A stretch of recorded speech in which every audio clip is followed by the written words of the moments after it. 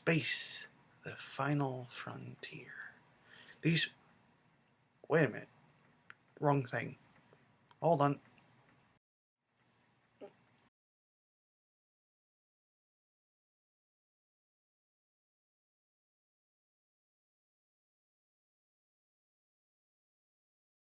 This is Pop Culture Guy here. Today I'll be reviewing Jason Bourne and Suicide Squad. First up, Jason Bourne. I've seen all the Bourne films, including the original 1980s television film that's more like the book. I really like that one, and I really love the original trilogy as well as even Bourne Legacy. I thought it was very interesting and it offered, a new perspective. Jason Bourne is the fifth film in the franchise and the fourth film with Matt Damon returning as Jason Bourne. It is also the third film directed by Paul Greengrass. The film sees the CIA now being headed by the man who recruited Bourne into trying to find him, as he believes he's part of a conspiracy. Not only does Damon return, but also rounding out the new cast includes Tommy Lee Jones, Vincent Cassel, and Alicia Vikander.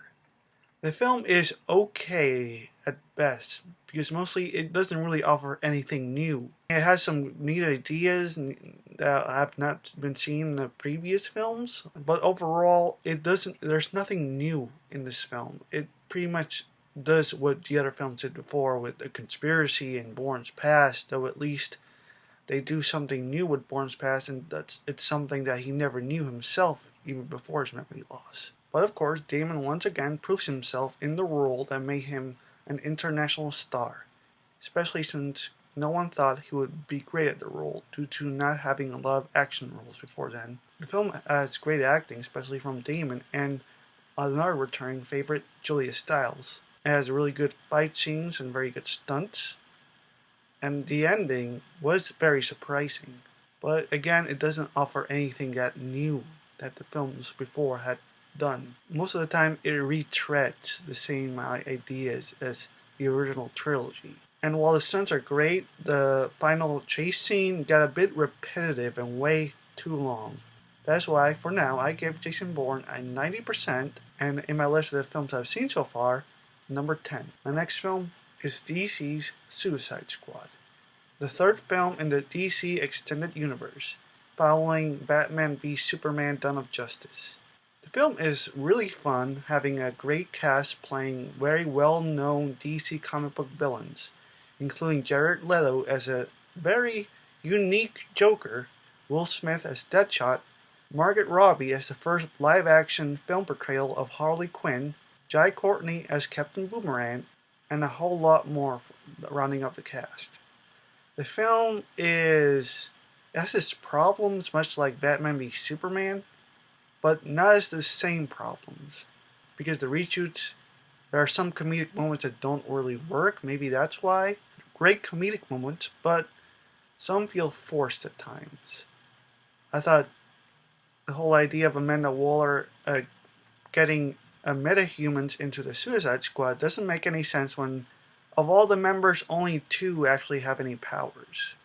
The rest are just people with unique skills. The film overall still has great acting, has memorable set pieces.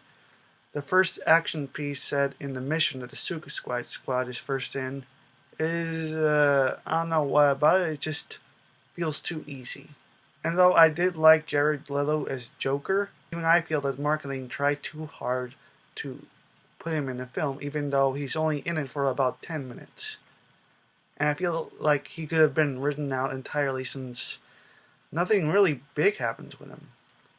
I mean, you could pretty much write him out.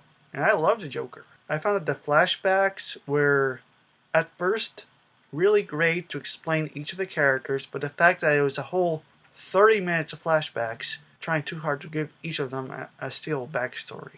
Except for Slipknot, who's just there to prove what could happen when you go out of line. He didn't even have any flashbacks, he didn't have anything.